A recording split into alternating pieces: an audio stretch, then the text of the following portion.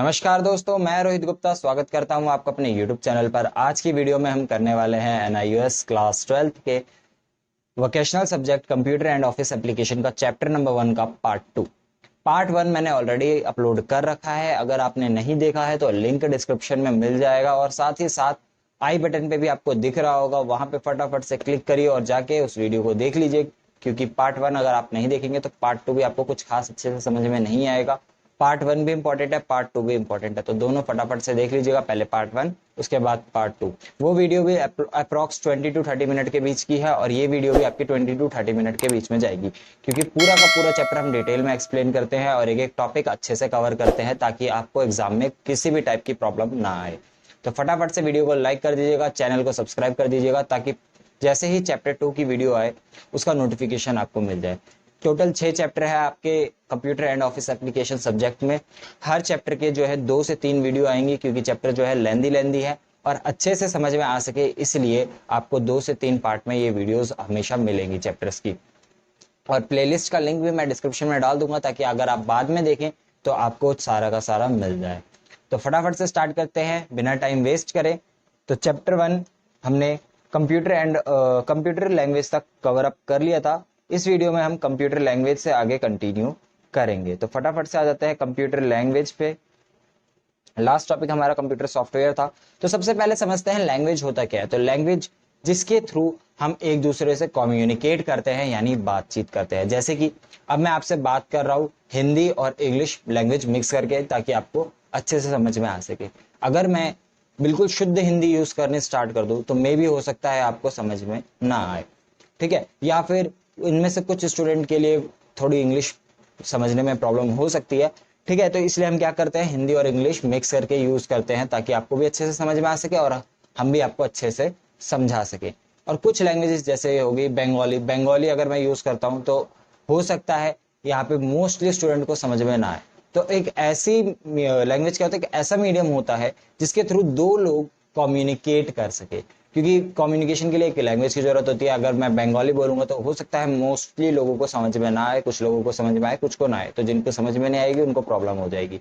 तो हम क्या करते हैं, हिंदी और इंग्लिश मिक्स करके बोलते हैं, नॉर्मल लैंग्वेज जो ज्यादातर लोगों को समझ में आ जाती है। तो स्टार्ट करते हैं। ऐसे ही कंप्यूटर लैंग्वेज है। कंप्यूटर लैंग्वेज क्या होती है, एक ऐसी लैंग्वेज जिससे यूजर और कंप्यूटर जो है एक दूसरे से कम्युनिकेट कर सके, बातचीत कर सके। हमें क्या काम करवाना है कंप्यूटर से, हम उसको कमांड दे सके और कंप्यूटर उस काम को परफॉर्म करके हमें जो रिजल्ट दे वो हमें भी समझ में आ सके। तो सबसे पहले आ जाता है यहाँ पे पहला पॉइंट पढ़ते हैं। कंप्यूटर लैंग्वेज और programming language is a coded syntax used by computer programmers to communicate with the computer, ठीक है। तो क्या कह रहा है, कोडिंग लैंग्वेज है, एक सिंटैक्स होता है कोडेड सिंटैक्स, जिसके थ्रू एक कंप्यूटर प्रोग्रामर कम्युनिकेट कर पाता है कंप्यूटर से। It establish a flow of communication between software program. ये सॉफ्टवेयर प्रोग्राम्स जो होता है उनसे एक कम्युनिकेशन कर पाता है, ठीक है। तो यहाँ पे कुछ कैटेगरी आ जाती है कंप्यूटर लैंग्वेज की। सबसे पहले आती है मशीन लैंग्वेज।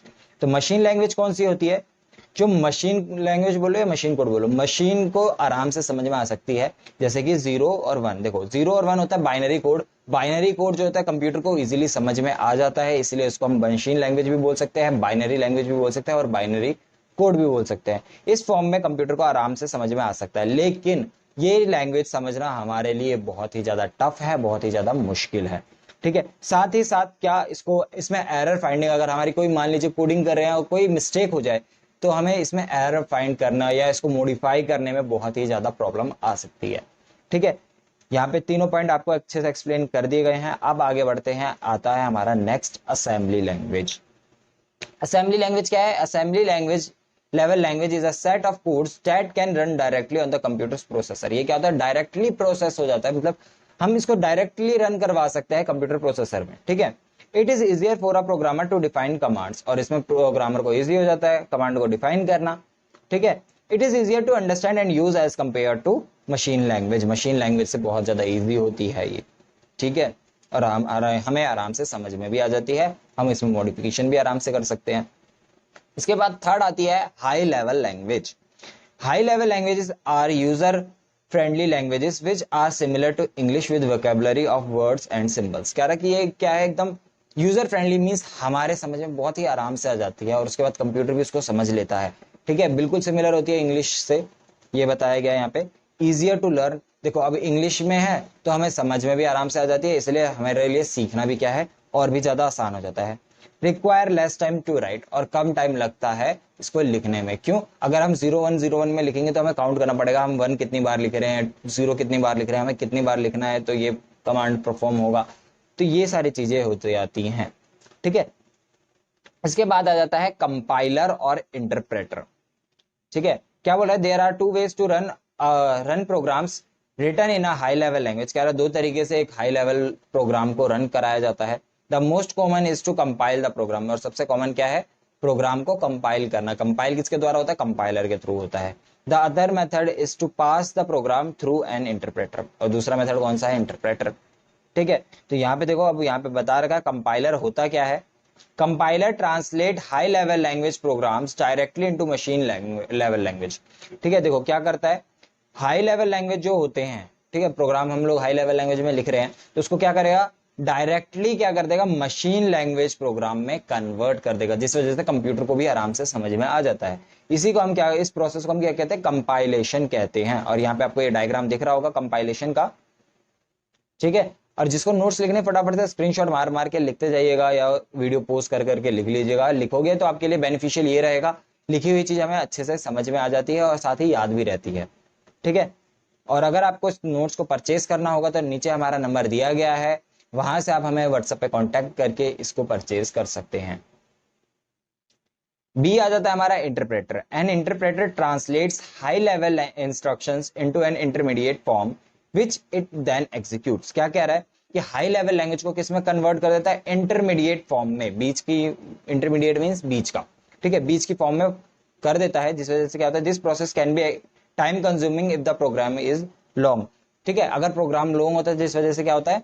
ये टाइम कंज्यूम बहुत ज्यादा करता है अगर प्रोग्राम ज्यादा लंबा होता है तो, ठीक है। छोटा मोटा प्रोग्राम होगा तो उसके लिए इंटरप्रेटर ठीक है, लेकिन बेस्ट जो होता है वो कंपाइलर होता है, ठीक है। यहाँ पे आ जाता है आपका डायग्राम, डायग्राम देख लीजिएगा। इसके बाद आ जाता है आपका ओपन सोर्स सॉफ्टवेयर। अब देखो ओपन सोर्स सॉफ्टवेयर क्या होता है? अब ओपन का मीन्स सबके लिए जो खुला हुआ है, जैसे NIOS बोर्ड एक ओपन बोर्ड है, ठीक है, किसी भी एज ग्रुप का बंदा इसमें एडमिशन ले सकता है, ठीक है। लेकिन अगर हम बात करें अदर स्टेट बोर्ड या दूसरे जो हमारा CBSE ICSE या कोई स्टेट बोर्ड है, तो उसमें क्या होता है?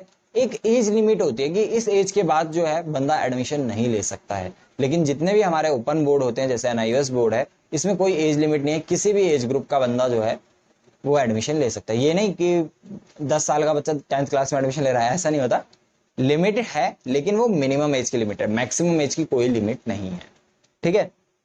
तो ऐसा ही सॉफ्टवेयर जो सबके लिए पब्लिकली अवेलेबल हो बिना किसी चार्ज के, ठीक है। क्या बोल रहा है? Open source refers to a program or software which the source code the form of the program when a programmer writes a program in a particular programming language is available to the general public for use. कह रहा है कि जो general public है उसके लिए भी वो अवेलेबल होती है यूज के लिए और मॉडिफिकेशन के लिए। अगर उसमें कोई चेंजेस वगैरह करना चाहता है तो वो चेंज कर सकता है, its original design free of charge, ठीक है। जो जो भी उसका ओरिजिनल डिजाइन था या ओरिजिनल फॉर्म थी, उससे वो उसमें मॉडिफिकेशन करके चेंजेस कर सकता है, वो भी बिल्कुल फ्री ऑफ कॉस्ट, ठीक है। समझ में आ गया ओपन सोर्स सॉफ्टवेयर? अगर नहीं आया हो तो दोबारा से एक बार समझा देता हूं एकदम सिंपल लैंग्वेज में।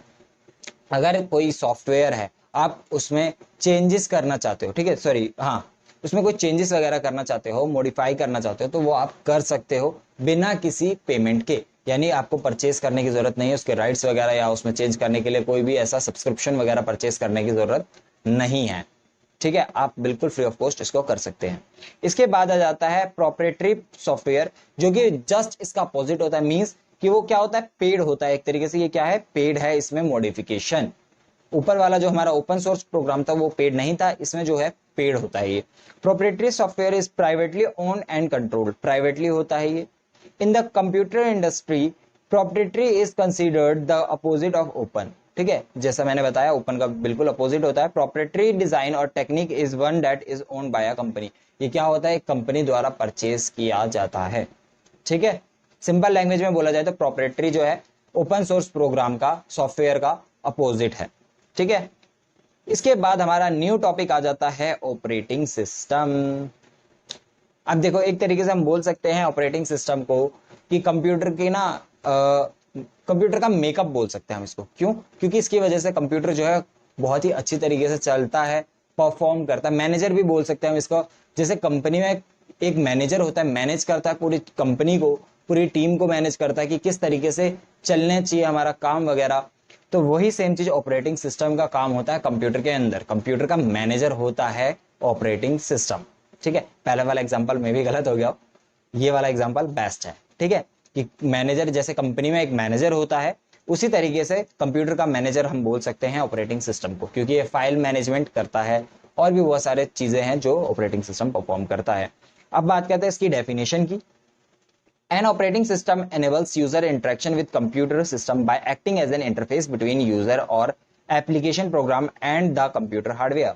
कह रहा है कि एक इंटरफेस मीन्स एक मीडियम बोल सकते हैं हम, एक कंप्यूटर और हार्डवेयर या सॉफ्टवेयर, ठीक है, उनके बीच का एक मीडियम होता है जिसे हम जो है कंप्यूटर से कम्युनिकेट कर पाते हैं। ठीक है, जो भी काम हमें करवाना हो हम उससे करवा सकते हैं। ऑपरेटिंग सिस्टम एक काम क्या करता है? इंटरफेस का काम करता है। Enables user interaction with computer system, ठीक है, यूजर इंटरेक्शन करवाता है कंप्यूटर सिस्टम से by acting as a interface between user और एप्लीकेशन। ठीक है, एप्लीकेशन और यूजर और कंप्यूटर हार्डवेयर के बीच में।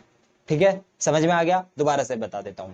ऑपरेटिंग सिस्टम का मतलब है कि एक इंटरफेस की तरह काम करेगा। एक तरीके से हम बोल सकते हैं जैसे हम फोन के थ्रू एक दोस्त से दूसरे दोस्त से बात कर पाते हैं, जैसे कि हम बोल सकते हैं यूट्यूब जो है या इंटरनेट को हम मान लेते हैं। इंटरनेट जो है एक इंटरफेस है हमारे, मेरे और आपके बीच में। क्यों? क्योंकि मैं जो बता रहा हूं वो आप सुन पा रहे हो, वो भी इंटरनेट के थ्रू ही हो पा रहा है, क्योंकि इंटरनेट है तभी आपका यूट्यूब चल रहा है, और वो एक क्या काम कर रहा है?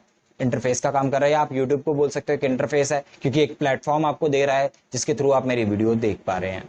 ठीक है, आगे बढ़ते हैं। अब देखो ऑपरेटिंग सिस्टम जो होता है सब जगह होता है। कंप्यूटर जितने भी हमारे कंप्यूटर है या लैपटॉप है या मोबाइल फोन है, तीनों में होता है, या टैबलेट है या मैकबुक है, सब में होता है ऑपरेटिंग सिस्टम। जैसे एंड्रॉयड का हो गया, सॉरी, मोबाइल फोन में एंड्रॉयड होता है, आईफोन में iOS होता है, कंप्यूटर में हमें लिनक्स और विंडोज देखने को मिल जाते हैं। ठीक है, ऐसे ही बहुत सारे सॉफ्टवेयर ऑपरेटिंग सिस्टम्स हैं। ठीक है, तो ये एग्जांपल हो गए। इसके बाद नेक्स्ट टॉपिक आ जाता है विंडोज एक्सपी डेस्कटॉप एलिमेंट्स। अब विंडोज एक्सपी में कौन कौन से एलिमेंट होते हैं? तो सबसे पहले आ जाता है स्टार्ट मेन्यू। ठीक है, तो यहाँ पे देखो आपको मैं दिखा देता हूँ। ये जो पिक्चर आपको अभी स्क्रीन पे दिख रही है, ये जब आप कंप्यूटर डेस्कटॉप आप देखोगे तो उसमें नीचे आता है कंप्यूटर या आपका लैपटॉप जो होता है, उसमें नीचे की साइड होता है टास्क बार। टास्क बार कैसा होता है वो भी मैं आपको दिखा देता हूँ। तो देखो अभी जो आपको यहाँ पे दिख रहा है कंप्यूटर स्क्रीन पे, नीचे की साइड जो होता है वो होता है टास्क बार। इसमें यहाँ पे जो होता है आपका लेफ्ट हैंड साइड कॉर्नर पे नीचे की साइड, वो क्या होता है? स्टार्ट बटन होता है। जब आप उस पर क्लिक करोगे तो आपके सामने कुछ ऐसा इंटरफेस खुल के आ जाएगा। ठीक है, यहाँ पे आपको बहुत सारे एप्लीकेशन सॉफ्टवेयर देखने को मिल जाते हैं जो भी आपको काम करवाना हो, जैसे इंटरनेट हो गया, ईमेल हो गया, माइक्रोसॉफ्ट वर्ड हो गया, Norton Disk Doctor, Internet Explorer, Adobe Premiere, My Computer, My Music, My Picture, ऐसे बहुत सारे आपको फोल्डर्स और सॉफ्टवेयर देखने को मिल जाते हैं। ठीक है, तो अब यहाँ पे पढ़ लेते हैं इसके बारे में। When clicked on the start button, start menu appears on the screen giving all the available options to start using Windows। कह रहा है कि जितने भी स्टार्ट ऑप्शन में होंगे, जितने भी चीजें होंगी, वो सारी की सारी आपके सामने आ जाएगी जैसे आप स्टार्ट पे क्लिक करोगे। Desktop icon provide access to commonly used programs, folders and files. ये क्या करता है? एक्सेस करता है किनको? जो बहुत ही कॉमनली यूज होती है। जैसे अब देखो यहाँ पे किन फाइलों को दिखाया जा रहा है? इंटरनेट हो गया, ईमेल हो गया, कॉमनली यूज्ड है, एडोब प्रीमियर हो गया, इंटरनेट एक्सप्लोरर हो गया, माइक्रोसॉफ्ट वर्ड हो गया। जैसे मैं हूं, मेरे लैपटॉप में आपको कॉमनली यूज दिखेगा माइक्रोसॉफ्ट वर्ड, क्योंकि मेरे को पीडीएफ वगैरह बनाने के लिए इसको यूज करना पड़ता है। ठीक है, माई कंप्यूटर फाइल्स वगैरह को सेव करता हूं मैं उसमें, तो वहां से मेरे को निकालने के लिए इसका यूज करना पड़ता है। इंटरनेट एक्सप्लोरर वगैरह हो गए, उससे मैं इंटरनेट एक्सप्लोरर तो खैर अब बंद हो गया है। क्रोम की बात कर लेते हैं। क्रोम जो है मेरे डेस्कटॉप में, मेरे सिस्टम में आपको वैसे ही नजर आ जाएगा ऊपर की साइड। ठीक है, तो ये एग्जांपल के थ्रू मैंने समझाने की कोशिश की। आई होप आपको अच्छे से समझ में आ गया होगा स्टार्ट मेन्यू। अगर फिर भी आपको समझ में नहीं आया तो कमेंट करें कि आपको कौन सा टॉपिक समझ में नहीं आया। ठीक है, अब यहाँ पे सारी चीजें बताई जा रही है, जो भी वहां पे ऑप्शन दिए गए थे उनके बारे में। ऑल प्रोग्राम क्या करता है, जितने भी इंस्टॉल्ड प्रोग्राम होंगे आपके कंप्यूटर में वो वहां पे आपको शो कर देगा उस पर क्लिक करने के बाद। डॉक्यूमेंट में क्या होगा, जितने भी डॉक्यूमेंट्स आपके होंगे उस यूजर में, आप देखो कंप्यूटर में आप कितने भी यूजर को लॉगिन कर सकते हो, ठीक है। तो जिस भी यूजर के थ्रू आपने लॉगिन करा हो, स्टार्टिंग में आपसे लॉगिन करते टाइम पूछता है पासवर्ड वगैरह, ठीक है। अगर आपने मल्टीपल यूजर डाल रखे हैं और पासवर्ड वगैरह लगा रखा है तो, वरना आपको सिंगल यूजर हो तो कोई शो नहीं करेगा। तो जो भी यूजर है उसका जितने भी डॉक्यूमेंट उस सिस्टम में है वो शो करेगा, ठीक है। माय रिसेंट डॉक्यूमेंट में जो भी एकदम बिल्कुल अभी जस्ट यूज करे हुए होंगे ना फोल्डर्स वगैरह, डॉक्यूमेंट्स वगैरह, वो सारे शो करेगा उसमें। उसके बाद माय पिक्चर्स में जितने भी फोटोज पिक्चर्स वगैरह होगी यूजर की वो शो करेगा। म्यूजिक में जो भी गाने वगैरह होंगे वो सारी चीजें शो करेगा। कंट्रोल पैनल में क्या आ जाता है आपका, displays a list of utilities to configure the computer system and install software and hardware, ठीक है। क्या करता है, इसके थ्रू आप सॉफ्टवेयर और हार्डवेयर को इंस्टॉल वगैरह कर सकते हो, इंस्टॉल अनइंस्टॉल दोनों कर सकते हो। इसके बाद आ जाता है printer and faxes, displays a list of currently installed printers, जितने भी करंटली इंस्टॉल्ड प्रिंटर्स होंगे वो सारे, और फैक्सेस वगैरह होंगे आपके सिस्टम में, वो आपको शो करेगा। हेल्प एंड सपोर्ट में आपको किसी भी टाइप की हेल्प चाहिए हो तो वो हो जाती है। सर्च में जाके आप कोई भी फोल्डर या फाइल को सर्च कर सकते हो। रन में जाके आप किसी भी एप्लीकेशन को सर्च कर सकते हो, ढूंढ सकते हो या स्टार्ट करवा सकते हो। लॉग ऑफ पे क्लिक करके आप सिस्टम को लॉग ऑफ कर सकते हो। टर्न ऑफ कंप्यूटर में क्या कर सकते हो आप, क्लोज करंटली ओपन प्रोग्राम, ठीक है।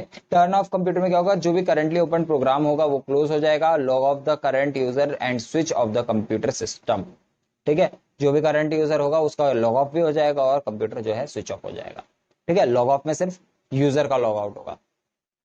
अब आता है टास्क बार। टास्क बार का मैंने पहले ही बता दिया, कंप्यूटर डिस्प्ले में नीचे की साइड होता है, उसमें आपको बहुत सारी चीजें देखने को मिल जाती हैं, जैसे कि स्टार्ट बटन हो गया, और जो भी आपने अपना एप्लीकेशन या सॉफ्टवेयर ओपन कर रखा होगा वो भी आपको टास्क बार में दिखता है।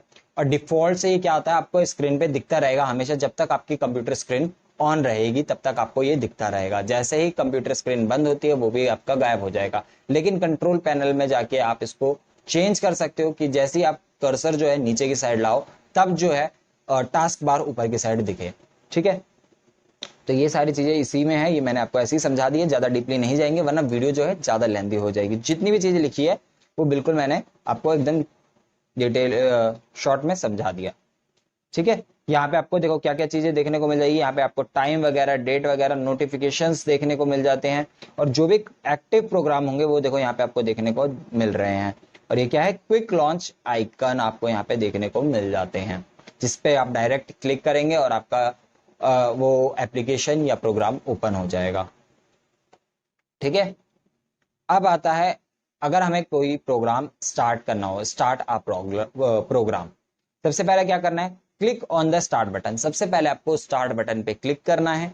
Click on the all programme, all programme पे क्लिक करना है, जितने भी इंस्टॉल्ड प्रोग्राम होंगे आपके सामने आ जाएंगे। You will see a list of all program icon, programs icons and program folders, ठीक है। इसके बाद क्या आ रहा है, point to the desired folder से accessories and select the desired program to run such as paint, ठीक है। इसके बाद क्या करना है, उस फोल्डर पे जाना है, जैसे कि एसेसरीज हो गया, एसेसरीज में जाके आपका प्रोग्राम आप चूज कर सकते हो जो भी आपको ओपन करना है, जैसे कि पेंट, ठीक है। इसके बाद आ जाता है क्विट अ प्रोग्राम, मींस अगर आपको बंद करना है एक प्रोग्राम को तो सिंपल आप जब भी कोई प्रोग्राम खोलोगे तो वहां पे आपको 3 ऑप्शन देखने को मिल जाएंगे, जैसे कि अभी आपको मैं स्क्रीन पे बना के दिखा रहा हूँ। एक मिनिमाइज का होता है, एक जो है आपकी स्क्रीन छोटी कर देगा, और एक होता है क्लोज करने के लिए, ठीक है। तो ये सारे ऑप्शन आपको देखने को मिल जाते हैं। या फिर आप क्या कर सकते हो, click on the file menu, file menu पे क्लिक करें, आपको लेफ्ट साइड में फाइल मेन्यू देखने को मिल जाएगा, वहां पे क्लिक करें, उसके बाद सिलेक्ट क्लोज ऑप्शन, और क्लोज ऑप्शन पे क्लिक कर दे, बंद हो जाएगा। इसके बाद आ जाता है हेल्प। अगर आपको कोई हेल्प चाहिए हो सॉफ्टवेयर किसी प्रोग्राम को समझने के लिए, कोई एरर वगैरह आ रहा हो, कोई मिस्टेक हो रही हो, या आपको चलाने में प्रॉब्लम आ रही हो, तो आप क्या करोगे, हेल्प लोगे। जैसे मैं हूं, आपको आपकी हेल्प करने के लिए, आपको एनओएस से कोई भी प्रॉब्लम होती है आप मेरे से कमेंट करके या व्हाट्सएप पे मैसेज करके पूछते हो, मैं आपकी सारी प्रॉब्लम सॉल्व करने की पूरी पूरी कोशिश करता हूँ, ठीक है। तो वैसे ही कंप्यूटर में भी हेल्प होता है, help and support. Click on the start button, सबसे पहले आपको स्टार्ट बटन पे क्लिक करना है, फिर click on the help and support option, फिर आपको हेल्प एंड सपोर्ट का ऑप्शन एक देखने को मिल जाता है, आपको उस पर क्लिक कर देना है। A list of help and support topics and online tutorial is displayed on the screen। कह रहा है कि एक पूरी की पूरी जो है लिस्ट बन के आ जाएगी हेल्प एंड सपोर्ट की, जो भी आपका टॉपिक हो रिलेटेड, ठीक है, उस पर आप क्लिक करें और वो देख लें। One can use the tabs in the screen to search for desired information in several ways। कह रहे यहाँ पे आपको देखो सर्च का ऑप्शन देखने को मिल जा रहा है, जो भी आपकी प्रॉब्लम हो यहाँ पे सर्च करके भी आप सर्च कर सकते हैं। ठीक है, यहाँ पे आप सर्च भी कर सकते हो अपनी desired problem.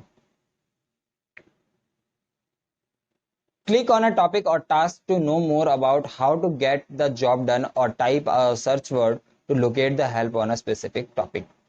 Click on the index tab to locate a specific topic listed alphabetically and follow the instruction displayed on the screen। कह रहा है कि अब आपके सामने बहुत सारी जो भी लिस्ट आई हो, ठीक है, click on the index tab पे क्लिक करना है आपने। To locate specific topic listed alphabetically, जो भी टॉपिक होंगे वो एकदम अल्फाबेटिकली मीन्स पहले ए फिर बी फिर सी फिर डी ऐसे करके एकदम लिस्ट बन के आपके सामने आ जाएगी। उसके बाद क्या करना है आपको, जो भी इंस्ट्रक्शंस देगा वो फॉलो करनी है। ठीक है, click on favourite tab to add help topic. कह रहा है कि अगर आपको जैसे आप कोई भी प्रॉब्लम वगैरह जो यूजुअली आपको होती रहती है तो उसको आप सेव कर सकते हो फेवरेट्स में जाके। ठीक है, आपको फेवरेट पे क्लिक करना है, फिर वो क्या हो जाएगी आपकी ऐड हो जाएगी वो।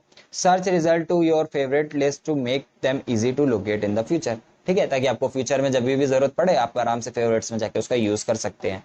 एक और बार समझा देता हूँ फेवरेट्स वाला। फेवरेट में क्या होगा, आप जो है कोई भी प्रॉब्लम जो है आपके कंप्यूटर में यूजुअली होती रहती है, तो आप क्या कर सकते हो, इसको जो है फेवरेट में सेव कर सकते हो। फेवरेट में सेव करने के बाद क्या होगा, आपको ढूंढने में ज्यादा प्रॉब्लम नहीं होगी। जनरल सिर्फ और सिर्फ फेवरेट वाले ऑप्शन में, यहाँ पे आपको देखो फेवरेट का ऑप्शन दिख रहा होगा, यहाँ पे फेवरेट में जाके आप कर सकते हो। ठीक है, इसके बाद click on history to pick from a list of help and support pages that you have read in the past. कह रहा है हिस्ट्री में जाके भी आप क्या कर सकते हो, जो भी आपने प्रीवियसली पहले आपने हेल्प वगैरह ली हो उसकी लिस्ट आपको देखने को मिल जाएगी। Click on support to get various kind of online support such as Microsoft Online Support, News Group on Windows। कह रहा है कि आप सपोर्ट पे क्लिक करके क्या कर सकते हो, ऑनलाइन सपोर्ट ले सकते हो, जैसे कि Microsoft online support, news group on Windows. ठीक है, ये सारी आप हेल्प ले सकते हो। Click on option to configure the help and support centre as per your requirement. इसके बाद क्लोज करने के लिए सिंपल क्रॉस वाले बटन पे क्लोज करिए और क्लोज हो जाएगा। इसके बाद आ जाता है आपका सर्च करना हो अगर कोई फोल्डर या फाइल तो कैसे करेंगे आप, वो बता रखा है। तो सबसे पहले आपको क्या करना है, click start and click on search. ठीक है, स्टार्ट पे क्लिक करना है, फिर सर्च पे क्लिक करना है। Select all files and folders from the left hand side of the Windows. कह रहा है सिलेक्ट करनी है आपको जितने भी फाइल जो भी ऑल फाइल्स और फोल्डर है लेफ्ट हैंड साइड में, उन सबको सिलेक्ट करना है। Type the name of the file or folder in part of और फुल। कह रहा है कि आपको नाम जो है फाइल या फोल्डर जो भी आप सर्च करो उसका नाम डालना है। टाइप अ वर्ड और phrase that exist in the folder to be search. ठीक है, जो भी आपका अल्फाबेट या न्यूमेरिकल उसमें एग्जिस्ट करता है उसके नाम में वो टाइप करना है अपने। If you do not know either piece of information select one और मोर रिमेनिंग ऑप्शंस। कह रहा है कि अगर आपको नाम जैसे नहीं पता है तो आप और भी तरीके से उसको ढूंढ सकते हैं। तो वो ऑप्शन जो है यहाँ पे दिखा रखा है, in look in click the drive folder or network you want to search. कह रहा है कि जो भी फाइल या सर्च आप फोल्डर वगैरह सर्च करना चाहते हो, इन लुक इन में क्लिक करना है उस पर। ठीक है, click on when was it modified. फिर क्या करना है, कब वो मॉडिफाई की गई थी, मीन्स उसमें चेंजेस वगैरह जैसे कि डेट हो गई उसकी या टाइम हो गया या कब बनाई गई थी, वो सारी चीजें आपको यहाँ पे इंफॉर्मेशन डालनी होगी उस डेट की। ठीक है, ड्राइव और फोल्डर। ठीक है, उस फोल्डर में टाइप करना है या ड्राइव में, जैसे आप कोई फोल्डर है वो किसी ड्राइव में है तो ड्राइव में जाके आप उसको सर्च कर सकते हो इस तरीके से, कब उसको मॉडिफाई किया गया था या उसकी कोई डेट या बनाया गया था। To look for files of a specific size click on what is it. ठीक है, कह रहा है कि अगर आप उसको साइज के अकॉर्डिंग ढूंढना चाहते हो तो किस पे क्लिक करना है, व्हाट साइज इज इट, कि किस साइज की वो थी, और उसके बाद सिलेक्ट करना है आपको एक साइज। ठीक, click on more advanced option to specify additional search criteria. उसके बाद इस मोर एडवांस्ड ऑप्शन पे क्लिक करके और भी जो सर्च के क्राइटेरिया आप वो देख सकते हो। ठीक है, once you finish specifying the search criteria click on search to locate the file. कह रहे कि आप जब आपके क्राइटेरिया पूरा कर लोगे तो आपको क्या करना है, search, click on search, search पे क्लिक करना है ताकि आपको पता चल सके कि वो फाइल कहां पर है। चेंजिंग सिस्टम सेटिंग, अगर आपको सिस्टम सेटिंग चेंज करनी, जैसे कि मैंने बताया था कि टास्क बार जो होता है कंप्यूटर सिस्टम में नीचे की साइड आता है स्क्रीन पे, उसको अगर आप चेंज करना चाहते हो, हमेशा ग्लो ना होता रहे, क्या हो जाए, गायब हो जाए, पूरी स्क्रीन आपको दिखती रहे, तो वो भी आप कंट्रोल पैनल में जाके कर सकते हो। तो सबसे पहले आपको क्लिक करना है स्टार्ट बटन पे, फिर कंट्रोल पैनल पे क्लिक करना है, फिर जो भी टूल आप यूज करना चाहते हो उस टूल पे क्लिक कर देना है। For example, create a new or modify the setting for an existing user on user account icon in the control panel. ठीक है, तो अब आगे बढ़ते हैं 6th पॉइंट पे, using my computer for browsing your disk drive. क्या कर रहा है यहाँ पे, माई कंप्यूटर को यूज किया जा रहा है किस लिए, for browsing your disk drive, आपके डिस्क ड्राइव को ब्राउज करने के लिए, मीन्स कि क्या क्या चीजें उसमें अवेलेबल है। ठीक है, तो यहाँ पे ज्यादा कुछ नहीं दे रखा, ओपन कैसे करना वो बता रखा है।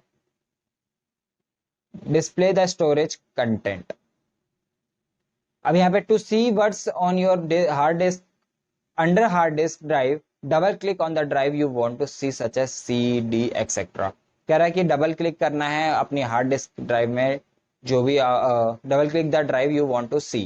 ठीक है, जिस भी ड्राइव को आप देखना चाहते हो, सी जैसे कि सी हो गई और डी हो गई ड्राइव, उनमें से जो भी आप ड्राइव ओपन करना चाहते हो उस पर डबल क्लिक करना है, आपके सामने खुल जाएगी वो। To find a file or folder on a CD ROM or other media under devices with removable storage, double click on the respective storage media you want to see. कह रहा है कि जैसे कि आप मान लीजिए किसी फाइल और फोल्डर को सीडी रोम में या किसी और अदर मीडिया में ढूंढना चाहते हो, ठीक है, तो आपको विद रिमूवेबल स्टोरेज, जिसकी जो रिमूवेबल स्टोरेज हो, जैसे कि पेन ड्राइव वगैरह होगी, कार्ड रीडर होगी, ये रिमूवेबल स्टोरेज होता है। तो क्या इसको कैसे सर्च करना है, double click on the respective storage, जो भी स्टोरेज है उस पर डबल क्लिक करना है, यू वांट टू सी, जिसको आप देखना चाहते हो। ठीक है, to find a file or folder under file stored on this computer, double click on a folder, कि कौन कौन सी फाइल एक फोल्डर के अंदर स्टोर है, उसके लिए आपको क्या करना है, उस फोल्डर पर डबल क्लिक करना है। सिंपल सिंपल चीज है, इसमें कुछ भी नहीं है। ठीक है, सपोज जैसे आपको कोई फोल्डर खोलना है या कोई ड्राइव खोलनी है, उस पर डबल क्लिक करो, आपके सामने सारे फोल्डर आ जाएंगे। अब उस फोल्डर के अंदर कौन कौन सी फाइल है वो देखने के लिए आपको क्या करना है, फाइल फोल्डर पे डबल क्लिक करना है, फाइल्स आपके सामने आ जाएंगी। ठीक है, और उस फाइल को खोल के देखना है तो डबल क्लिक उस फाइल पे करो, वो फाइल भी ओपन हो जाएगी। ठीक है, सिंपल डबल क्लिक करना जरूरी है आपके लिए। अगर आप सिंगल क्लिक करोगे तो कोई वर्क नहीं करेगा, लेकिन अगर आप राइट सिंगल क्लिक करते हो तो उसमें जितने भी ऑप्शंस होंगे, जैसे कि ओपन का ऑप्शन, डिलीट का ऑप्शन, उसका साइज की डिटेल, प्रॉपर्टीज, ये सारी चीजें, रीनेम वगैरह के ऑप्शन आपके सामने आ जाएंगे। इसके बाद आ जाता है आपका file management in Windows. File management in Windows can be done through Windows explorer और माई कंप्यूटर। कह रहा है फाइल मैनेजमेंट किसके थ्रू होती है, विंडोज एक्सप्लोरर या माई कंप्यूटर के थ्रू होती है। Windows explorer displays the hierarchical list of files folders. अब क्या कह रहा है कि हायरार्किकल मींस एक लाइन से सीक्वेंशियली, मींस जैसे कि पहले ए बी सी डी करके हो गया, या डेट के अकॉर्डिंग होगी, जो पहले बनी है वो नीचे हो जाएगी, जो बाद में बनी है वो ऊपर आती रहती है, जो चीज जितनी पुरानी होती जाती है वो नीचे होती जाती है, इस तरीके से हो सकता है। ठीक है, तो ये क्या होता है, हायरार्किकल फॉर्म होता है। It also list any network drives that have been mapped towards a drive letters on your computer. कह रहे कि इसमें लिस्ट कैसे बन जाएगी, लेटर के अकॉर्डिंग हो सकती है। ठीक है, Windows Explorer can be use to copy, क्या क्या किस चीजों के लिए यूज कर सकते हैं विंडोज एक्सप्लोरर का, कॉपी करने के लिए, कोई फाइल या फोल्डर को मूव करने के लिए, या रीनेम करना, उसका नाम चेंज करना हो, या सर्च करना हो किसी फाइल या फोल्डर को। अब कैसे यूज करना है वो बता रखा है यहाँ पे। To open Windows Explorer click on start, आपको स्टार्ट पे क्लिक करना है। पॉइंट टू ऑल प्रोग्राम्स पे पॉइंट करना है। Point to accessories and then click on Windows Explorer. ठीक है, देखो यहाँ पे क्लिक नहीं करना, आपको सिंपल स्टार्ट पे क्लिक करना है, फिर ऑल प्रोग्राम्स पे बस अपने कर्सर को लेके जाना है। ठीक है, जैसे आप साइड के एरो पे ऐसा ट्रायंगल सा बना हुआ आता है, उस पर जैसे ही ले जाएंगे आपके सामने और भी लिस्ट आ जाएगी। तो फिर वहां पे से आपको किस पे ले जाना है, एसेसरीज वाले पे ले जाना है। फिर आप एसेसरीज पे जाओगे ना, तो उस पर भी ऐसे ही करके एक एरो बना हुआ, उस पर ले जाना है अपना कर्सर। उसके बाद आपके सामने क्या जाएगा, क्लिक ऑन विंडोज एक्सप्लोरर। ठीक है, विंडोज एक्सप्लोरर दिखेगा, बहुत सारे नाम दिखेंगे आपको, विंडोज एक्सप्लोरर पे क्लिक कर देना, जैसे कि आपको यहाँ पे दिख रहा है। देखो जूम करता हूँ जितना जूम दिख सकता है। ठीक है, यहाँ पे ऑल प्रोग्राम्स में आपको यहाँ ट्रायंगल बना हुआ दिख रहा होगा, इस पे जैसे ही ले जाओगे आपके सामने ऐसे खुल के आ जाएगी लिस्ट। उसके बाद जैसे आप एसेसरीज पे ले जाओगे, उसके अंदर जितने भी फाइल्स या फोल्डर्स वगैरह होंगे, सॉफ्टवेयर वगैरह, वो सारे आपके सामने शो कर देगा। ओपनिंग ड्राइव्स एंड फोल्डर्स, कह रहा है किसी ड्राइव या फोल्डर को ओपन करना हो, Two drives nearly all computers have are a floppy drive A and a hard drive C. कह रहा है कि दो ड्राइव हर कंप्यूटर में होती है, एक फ्लॉपी ड्राइव A और hard drive C. If you have more than one drive then they are named D, E, so on. कह रहा है कि अगर आपके एक से ज्यादा ड्राइव है तो उसमें D, E ऐसे करके और भी नाम बढ़ते रहते हैं. If you have a CD drive or a DVD drive, it also is named with a letter. कह रहा है कि अगर आपने CD ड्राइव या DVD ड्राइव लगा रखी है तो उसको भी एक लेटर के नाम से दिखाया जाएगा. Opening hard drive is easy. किसी हार्ड ड्राइव को ओपन करना बहुत आसान है. Just double click on the icon representing the drive you want to open. जिस भी ड्राइव को आप ओपन करना चाहते हो उसका आइकन दिखेगा, उस आइकन पे डबल क्लिक करना, वो ड्राइव आपके सामने खुल जाएगी. फाइल्स और फोल्डर जो भी उसके अंदर होंगी वो आपके सामने दिख जाएगी, और जो भी फोल्डर आप खोलना चाहते हो उस पर डबल क्लिक करना है, वो खुल जाएगा. ठीक है. अब आता है कॉपी करना, मूव करना. किसी भी फाइल और फोल्डर को मूव करना हो तो आप दो तरीके हैं आपके पास. सिंपल, आपको डॉक्यूमेंट में जाना है, जो भी डॉक्यूमेंट है पहले स्टार्ट पे क्लिक करना है, फिर डॉक्यूमेंट पे क्लिक करना है, फिर फाइल या फोल्डर जो इसको भी आप कॉपी करना चाहते हो उस पर राइट क्लिक सिंगल करना है, वो सिलेक्ट हो जाएगी. उसके बाद कंट्रोल C करोगे तो कॉपी हो जाएगी, और कंट्रोल X करोगे तो वो कट हो जाएगी, मीन्स मूव होने के लिए हो जाएगी. ठीक है. तो उसके बाद वहां से आपको कंट्रोल C दबाया, जैसे आपने कॉपी होगी, उसके बाद जहां पे भी आप ले जाना चाहते हैं, यानी आपकी डेस्टिनेशन फोल्डर जो है या डेस्टिनेशन प्लेस जो है या ड्राइव जो है उसमें ले जाना है, और वहां पे कंट्रोल V दबा देना है. वो वहां पे आपका उसका डुप्लीकेट बन के आ जाएगा. कॉपी में क्या होता है, वो चीज वहां पे भी होती है, उसकी डुप्लीकेट बन के जो है आप दूसरी जगह उसको भेज सकते हो. लेकिन कट में क्या होगा, यानी मूव में क्या होगा, वो जो फाइल या फोल्डर है वो अपनी ओरिजिनल प्लेस से गायब होके कहाँ चली जाएगी, अपनी न्यू प्लेस पे, जहां पे भी आपने उसको अपनी डेस्टिनेशन प्लेस पे भेजा है.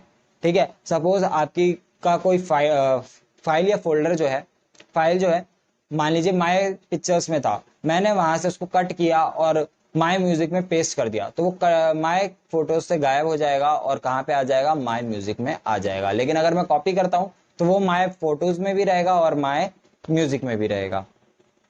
ठीक है. तो यहाँ पे ये पूरा का पूरा वही इसमें समझा रखा है, यहाँ पे स्टेप्स है, एक बार ये पढ़ लीजिएगा. ज्यादा डिटेल में जाना बेकार है, अगर इसको एकदम डिटेल में गए तो बहुत ज्यादा लेंथी वीडियो हो जाएगी. तो ये स्टेप्स एक बार आपको देख लेने हैं बस. बुक का PDF का लिंक भी मैंने डिस्क्रिप्शन में डाल दिया, बुक से भी देख के पढ़ सकते हैं. बुक से ही नोट्स बनाए गए हैं और इतनी अच्छी तरीके से बनाए गए हैं ताकि आपको अच्छे से समझ में आ सके. View file details. अगर फाइल डिटेल्स देखनी है तो उसके लिए आपको क्या करना है, सबसे पहले स्टार्ट पे क्लिक करना है, फिर उसके बाद आपको डॉक्यूमेंट्स पे जाना है. डॉक्यूमेंट पे उस फाइल या फोल्डर पे डबल क्लिक करना है. ठीक है. उस फोल्डर पे डबल क्लिक करना है, सॉरी, जिसमें वो फाइल है. ठीक है. जैसे आप उस फोल्डर पे डबल क्लिक करोगे आपके सामने फाइल आ जाएंगी. ठीक है. On the view menu click details. फिर व्यू मेन्यू पे जाना है, आपको डिटेल पे क्लिक करना है. It will display all the details about the file such as name, type, size etcetera. उसके बाद वो क्या कर देगा, उसके जितने भी डिटेल्स है उसके बारे में, जैसे फाइल का नाम, फाइल का साइज, फाइल्स का टाइप और भी बहुत सारी चीजें उसमें दिखा देगा. अब दोबारा से वही चीज आ जाती है, कॉपिंग and moving files using explorer. Explorer का यूज करके आप कैसे कर सकते हो वो बताया गया है यहाँ पे बस. ठीक है. स्टार्ट बटन पे क्लिक करना है, उसके बाद ऑल प्रोग्राम पे जाना है, क्लिक नहीं करना है, उस पर लेके जाना है कर्सर को, फिर एसेसरीज पे लेके जाना है कर्सर को, उसके बाद विंडोज एक्सप्लोरर पे डबल क्लिक करके ओपन कर लेना है. Make sure the destination for the file or folder you want to move is visible. आपको ये ध्यान रखना है कि जिस भी फाइल या फोल्डर में आप भेजना चाह रहे हो अपनी फाइल को, वो जो है दिखनी चाहिए आपको. ठीक है. ऐसा नहीं है कि गायब हो, वो दिखनी चाहिए आपको. Drag the file or folder from the right pane and drop it on the destination folder in the left pane to move the file or folder.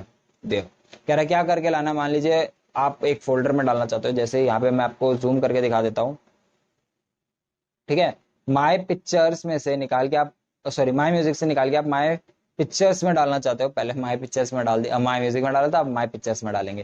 ठीक है. वहां से आपको जो भी आपको यहाँ पे क्लिक करना है, यहाँ पे जैसे डॉक्यूमेंट का ले लेते हैं, डॉक्यूमेंट पे क्लिक करा हुआ है तो ये जो माय वीडियोस वाला फोल्डर है इसको क्लिक करके लाना है, ड्रैग करते हुए इस तरफ में, और माय म्यूजिक में लेके जाके हमें छोड़ देना है. तो क्या होगा, वो फोल्डर वहां से कहाँ चला जाएगा, माय म्यूजिक, माय पिक्चर्स में चला जाएगा. ठीक है.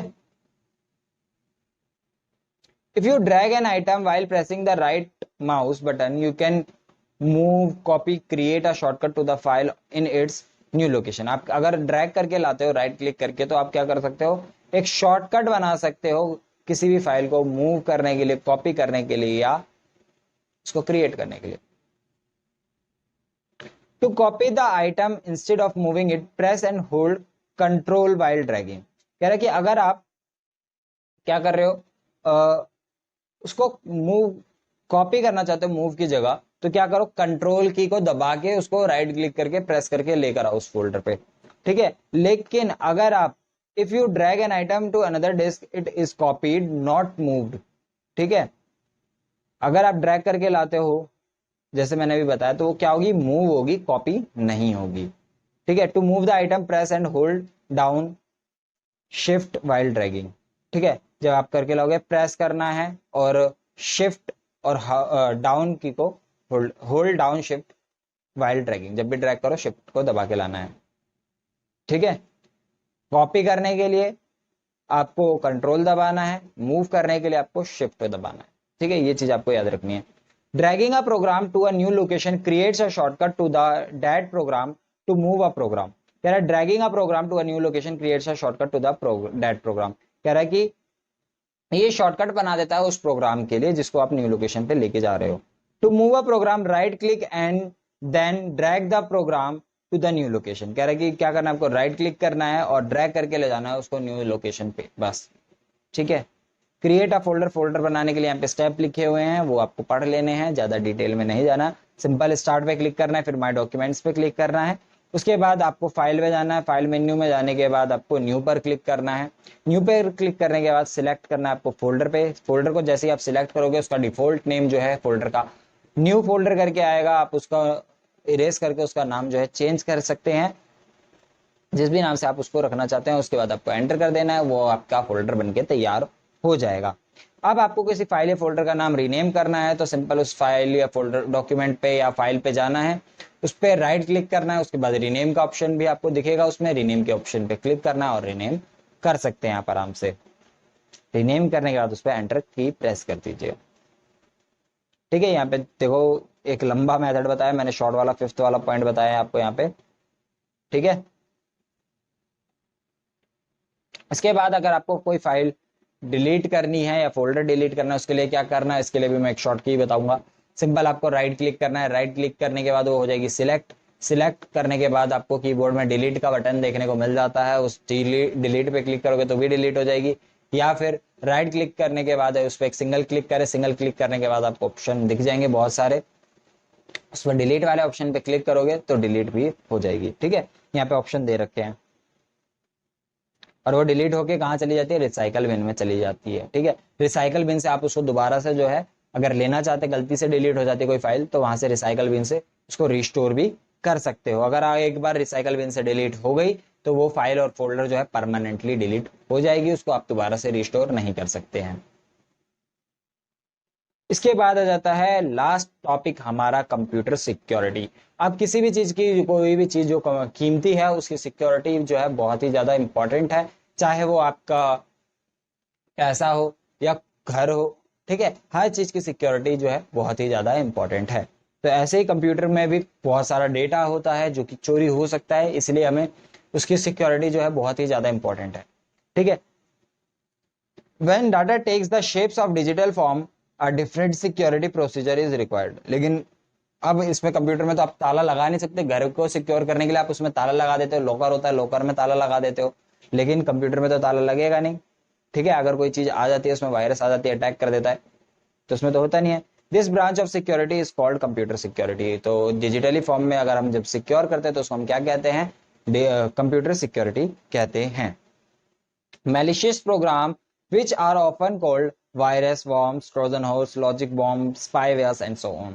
Malicious program means ऐसे प्रोग्राम जो हमारे कंप्यूटर को नुकसान करे, ठीक है, या हमारे कंप्यूटर में जितने भी फाइल्स या फोल्डर उसमें है उनको नुकसान करे, उनको हम मेलिशियस प्रोग्राम कहते हैं। और उनको हम किस नाम से जानते हैं, वायरस के नाम से, वायरस आ गया, वॉर्म्स आ गया, Trojan horse, logic bomb, spyware, ऐसे बहुत सारे नाम है, लेकिन ज्यादातर आपने जो यूजुअली सुना होगा वो सुना होगा वायरस, ठीक है। तो इसी में सबसे पहला टॉपिक है हमारा वायरस। तो वायरस होता क्या है, कैसे काम करता है, ये सारी चीजें अब हम इस टॉपिक में देखने वाले हैं, ठीक है। Virus is a program which has been written to interfere with the normal functioning of the computer. कह रहा है कि एक ऐसा प्रोग्राम है जिसको बनाया गया है ताकि वो कंप्यूटर में नॉर्मली जाए, जैसे नॉर्मल कंप्यूटर यूज कर रहे हैं हम उसमें वैसे ही घुस जाए, ठीक है, उसमें जो नॉर्मल कंप्यूटर वर्क कर रहा है उसमें इंटरफेयर करे, उसको परेशान करे।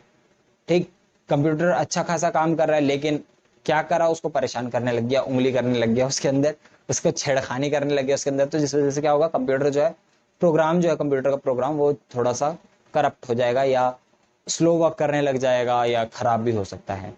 ठीक है, it does this by closing the memory of the system by making copies of itself और इट में destroy critical information used by other computer programs. क्या करता है, ये अपनी कॉपी और भी बनाता जाएगा, मींस एक तरीके से रिप्रोडक्शन करता रहता है, अपनी प्रजाति बढ़ाता रहता है। और क्या करता है, जितने भी कंप्यूटर के अंदर डाटा होता है उसको डिलीट कर देता है, करप्ट कर देता है या बेकार कर देता है, जिसको आप यूज ही नहीं कर सकते, डिस्ट्रॉय कर देगा कंप्लीटली। ठीक है, तो जैसे कि अभी आपने सुना होगा कोविड-19 आया था, हम उसको वायरस बोलते हैं, क्यों, क्योंकि वो फैल रहा था, ठीक है, एक से दूसरे में, दूसरे से फिर ऐसे करके फैलता रहता, ठीक है। तो इसी वजह से ही सेम टू सेम वायरस है ये कंप्यूटर का वायरस है, कंप्यूटर में फैलता जाएगा, अपनी प्रजाति बढ़ाता जाएगा। अब वायरस भी जो है 3 टाइप के होते हैं। सबसे पहला जो है boot sector virus, which interact the boot sector in the hard disk and effect the partial table. ठीक है, ये क्या करता है, इन्फेक्ट करता है बूट सेक्टर को, ठीक है, ये बूट सेक्टर को इन्फेक्ट करता है। इसके बाद आ जाता है file viruses attach with the executable files, means जो भी फाइल एग्जीक्यूट हो पाती है उसमें अटैच हो जाता है, ये simple file virus. The common infected files are those with com or exe extension, means जो भी नॉर्मल जो फाइल जो इन्फेक्ट होती है फाइल वायरस से, वो कौन कौन सी है, com और exe एक्सटेंशन वाली। ठीक है, ये बहुत ही कॉमनली जो है इन्फेक्ट हो जाती है वायरस से। थर्ड जो है हमारा आता है system virus, in fact specific system file such as command.com। कह रहा है कि ये क्या करती है, स्पेसिफिक सिस्टम फाइल को जो है इन्फेक्ट करती है, जैसे कि command.com। ठीक है, अब यहाँ पे आ रहा है कि computer virus can be grouped into time bomb, Trojan horse, worm etcetera, कि हम इसमें भी ग्रुप कर सकते हैं। Time bomb will start on a particular date at a particular time, जैसे कि आपको पता है टाइम बॉम्ब क्या होता है, फिक्स होता है कि हाँ इस टाइम पे फटेगा। ठीक है, तो वही काम होता है यहाँ पे वायरस का, इसका एक फिक्स टाइम होता है। ठीक है, डेट होती है, the computer will lose its ability to function properly, और जब ये एक्टिवेट हो जाएगा तो क्या होगा, कंप्यूटर अपनी एबिलिटी बिल्कुल खो देगा काम करने की, काम बिल्कुल नहीं कर पाएगा, कोई भी फंक्शन नहीं कर पाएगा। इसके बाद आ जाता है आपका ट्रोजन हॉर्स। सारी चीजें को मैंने एकदम हाईलाइट कर रखा है ताकि आपको पता लग सके कौन सा मेन है। ठीक है, the virus known as Trojan horse will enter into a computer through an email or free programs that have been downloaded from the internet and cause plenty of damage। अब देखो यहाँ पे ट्रोजन हॉर्स का एक example देता हूँ आपको। ठीक है, जैसे कि बच्चे होते हैं, कोई भी सॉफ्टवेयर वगैरह, जैसे हम लोग हैं, क्या करते हैं, मूवीज वगैरह देखने के लिए पिकाशो नाम का एक ऐप है, उसको डाउनलोड कर लेते हैं क्योंकि उसमें कोई सब्सक्रिप्शन नहीं है, या कोई ऐसा क्रैक वर्जन डाउनलोड करने के लिए हम उसको, कोई भी अगर कोई पेड एप्लीकेशन है उसको डाउनलोड करने के लिए क्रोम से डाउनलोड कर लेते हैं। तो जब डाउनलोड करने जाते हैं तो एक वार्निंग आती है हमें कि ये हमारे डिवाइस को डैमेज कर सकता है। ठीक है, तो यही होता है ट्रोजन हॉर्स, जब हम उसको डाउनलोड करते हैं इंटरनेट से तो उसी के साथ ये आ जाता है। ठीक है, worms, virus known as worms are constructed to infiltrate legitimate data processing program and alter or destroy the data. ये क्या करता है, डाटा को बिल्कुल डिस्ट्रॉय कर देता है। ठीक है, worms program often use network connection to spread from one computer system to another system. ये क्या करता है, नेटवर्क कनेक्शन को यूज करता है एक कंप्यूटर से दूसरे कंप्यूटर सिस्टम में जाने के लिए। Worms attach to system that are link through communication lines, जो भी कम्युनिकेशन लाइन के थ्रू अटैच होते हैं, जैसे कि हमारा मेल वगैरह हो गया, मेल के थ्रू जब कोई मैसेजेस वगैरह भेजते हैं तो उसके थ्रू चला जाता है वायरस। ठीक है, protecting computer system using antivirus software. अब देखो इतने सारे जब ये सारी चीजें हैं, मान लीजिए चोरी है एक तरीके से, अगर इतने सारे क्रिमिनल्स बैठे हुए हैं कंप्यूटर के, तो उसके लिए पुलिस भी होनी चाहिए, तो पुलिस भी है उसके लिए, उनको पकड़ने के लिए, उनसे लोगों को बचाने के लिए। ठीक है, तो वो है एंटीवायरस। ठीक है, वायरस जैसे है लोगों को हार्म करता है, वैसे ही एंटीवायरस है, वो लोगों को उन वायरस से बचाता है। ठीक है। In case the virus is present, it becomes our duty to use some antivirus software for preventing virus attacks in future. क्या कह रहा है कि वायरस जो है, in case the virus is present, मान लीजिए अगर आपके कंप्यूटर में पहले से ही वायरस है, it becomes our duty to use some antivirus software. क्या कि ये हमारा कर्तव्य है, हमारा काम है कि कंप्यूटर में जो है एंटीवायरस डालें, ताकि उसमें से हम फ्यूचर में अगर कोई वायरस अटैक होता है तो उससे बचा सके अपने कंप्यूटर को।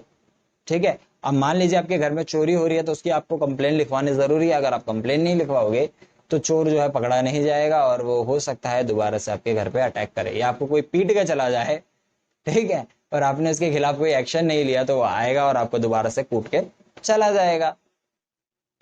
N antivirus software falls into two categories, scanners and integrity checkers. अब इसको भी, जैसे वायरस को हमने 3 कैटेगरी में बांट रखा था, वैसे ही इसको भी हमने 2 पार्ट्स में बांट रखा है, स्कैनर और इंटीग्रिटी चेकर। अब स्कैनर क्या होता है, सबसे पहले स्कैनर देख लेते हैं। ठीक है। A scanner is a program that will detect the virus by checking the files on the disk. क्या करता है, डिटेक्ट करता है फाइल के अंदर की कोई वायरस वगैरह तो है या नहीं। The boot sector of the disk and program in the memory by looking for the signature of the virus. ये क्या करता है, चेक करता रहेगा कि वायरस का कोई सिग्नेचर, मीन्स कि कोई सबूत वगैरह तो नहीं है वायरस का। अब सिग्नेचर होता है क्या है, a piece of program code that is unique to the virus. एक पीस ऑफ प्रोग्राम है जो कि यूनिक होता है वायरस के लिए। ठीक है। तो उसी को ये ढूंढता रहता है, सिग्नेचर को ऑफ द वायरस, वायरस के सिग्नेचर को ढूंढता रहेगा। जैसे हम लोग हैं, हम सबका एक अलग यूनिक साइन है, मेरे चैनल का एक यूनिक लोगो है, तो ऐसे ही यूनिक वायरस का भी एक सिग्नेचर होता है, यूनिक टू द वायरस। एक प्रोग्राम कोड है, piece of program code that is unique to the virus.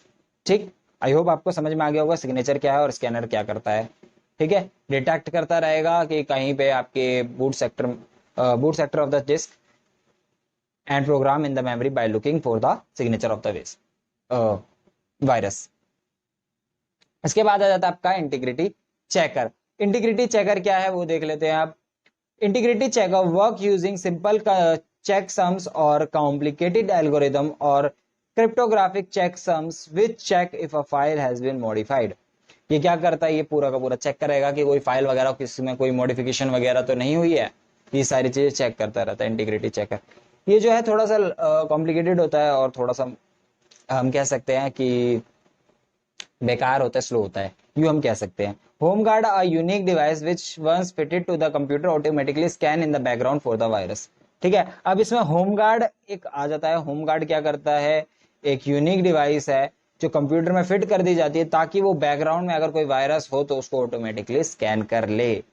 ठीक है। If there is a virus found in the system, home guard will clean it up automatically without even having to press a की।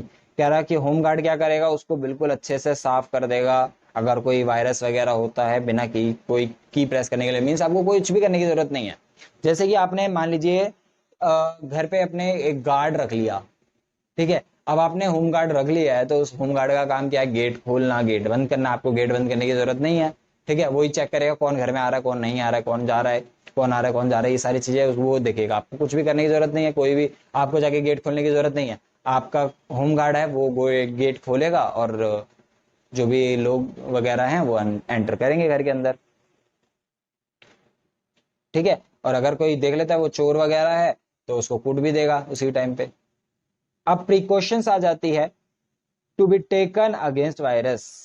Install a memory resistance program in RAM that will detect and warn if a virus present. कह रहा है कि memory resident programme जो है आपको download करना है, इंस्टॉल करना है, जिससे क्या होगा, वो अगर कोई भी वायरस वगैरह आपके सिस्टम में मौजूद होगा तो वो आपको वार्निंग दे देगा कि सावधान, वायरस आ चुका है।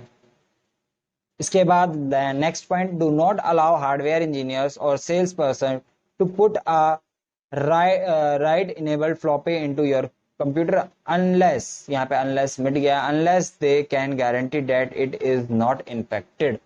कह रहा है कि कोई भी हार्डवेयर इंजीनियर हो गया या सेल्स पर्सन हो गया, उसको उसकी क्या करना है, उसकी फ्लॉपी डिस्क लगाने नहीं देनी है, ठीक है, आपके सिस्टम में लगाने नहीं देनी है, अनलेस दे कैन गारंटी, जब तक वो गारंटी ना दे कि उसकी जो फ्लॉपी डिस्क वगैरह है वो आपका सिस्टम खराब करेगी या नहीं करेगी, ठीक है, कि आपकी उसकी फ्लॉपी डिस्क जो है आपके सिस्टम को किसी भी तरीके की कोई भी परेशानी या नुकसान नहीं करेगा। Backup copies of all programmes and data file should be kept, और हर फाइल की एक क्या रखना है, आपको बैकअप रख लेना है। इसके बाद लास्ट के 3 पॉइंट्स बचते हैं, उसके बाद आपका चैप्टर खत्म हो जाएगा। Backup copies of the program should be held as read only disk to prevent infection. कह रहा है कि बैकअप कॉपीज जो होंगी प्रोग्राम की उनको कैसे रखना है, सिर्फ और सिर्फ रीड ओनली पे रखना है ताकि उसमें कोई मॉडिफिकेशन ना हो सके, ठीक है। सेम चीज यहाँ पे बोली गई थी कि आपकी फ्लॉपी में जो है वो कुछ भी राइट ना करे, ठीक है, वहां पे मैं भी मेरे से थोड़ी सी मिस्टेक हो गई थी समझाने में आपको पॉइंट। किसी भी टाइप का फ्लॉपी में राइट ना करे, उसमें कुछ भी चीज एडिशनल डाले ना, जब तक वो गारंटी ना ले कि इससे जो है आपकी फ्लॉपी डिस्क में कोई भी तरीके का कोई नुकसान होगा।